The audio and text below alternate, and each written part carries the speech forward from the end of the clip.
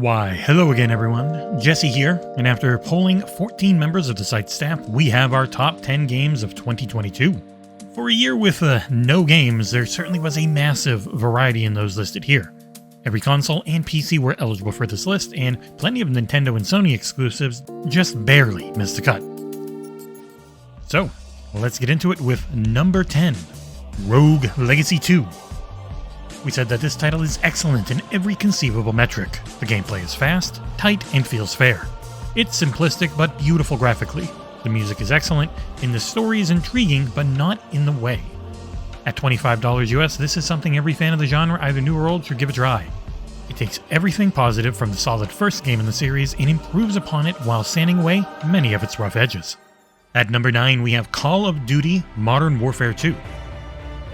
Our editor-in-chief John Clark said, "As finer an example of AAA Hollywood gaming spectacle as there ever was.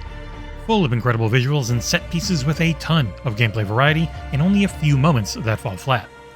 It can't help but occasionally feel to be a greatest hits collection of previous Call of Duty moments at times, despite the earnest and well-intentioned efforts to mix things up a bit, and that's okay. For fans of the series, they'll be more than satisfied." At number 7, we have Deathloop. I called it the best game Arcane has ever made, which is saying something. It is a brilliant culmination of their learnings over the years, and I absolutely love it. World-class writing, world-building, and story are matched with fun gameplay, great performance, and one of the smartest game worlds I've ever seen. It's finally out on Xbox, and it's on Xbox Game Pass, so do yourself a favor and play this near masterpiece. The other number 7, as they were tied in the overall voting, was Overwatch 2. Overwatch 2 is a rebirth for one of my favorite games of the past generation, I said. Featuring great new heroes, gorgeous and well-balanced new maps, and a new push mode that I have greatly enjoyed. They are matched by a progression system that feels about the same as most free-to-play titles, which makes it an easy recommendation for both new and returning players alike. Add in an upcoming PvE co-op mode next year, and I can see myself easily putting another 1,000 or 2,000 hours into this title over the coming years. Number 6 is Halo Infinite Post-Forge Update. Halo Infinite has had a rough first year for its live service aspect of the game. The campaign is still one of my favorites, but Forge has breathed an incredible new life into the multiplayer. The only limit so far seems to be players' imaginations, and the winter update came out of nowhere with a custom games browser. It was a rare W for the team at 343 in the past 12 months, and one that indicates they finally may be on the right path for their live service. Number 5 is Teenage Mutant Ninja Turtles: Shredder's Revenge. Nick Baker wrote that between the co-op, collectibles, challenges, achievements, and upgrades, there's more reason to keep going back to Shredder's Revenge than probably any other game this genre has provided. This is all on top of fun and fantastic combat and a nostalgia overload that most should love. But even those who weren't necessarily fans of the Ninja Turtles still have a great scrolling beat-em-up to make their way through. Number 4 is Tunic. I wrote that Tunic is both an incredible and incredibly frustrating title. The combat lets down what otherwise is a masterpiece.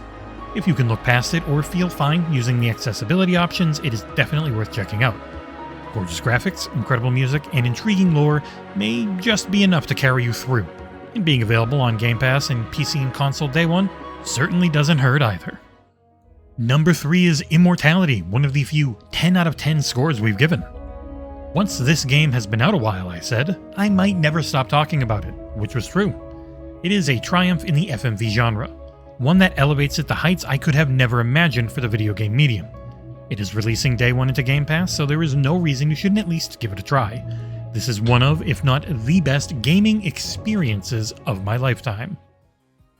Number 2 is Vampire Survivors. Our own Fairy Empire wrote that the game is so popular it garnered millions of sales on Steam alone, and it spawned dozens and dozens of clones, some of which are really high quality too.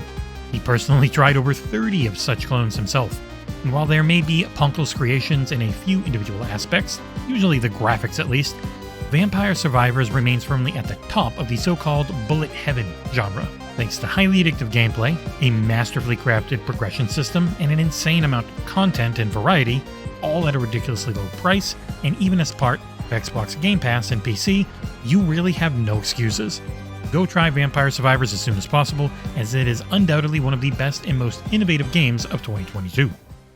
Number 1 is Elden Ring. I called this one a masterpiece of a title with only a few minor issues keeping it from a 10. The co-op summon system is a pain, and mounted combat rarely felt good.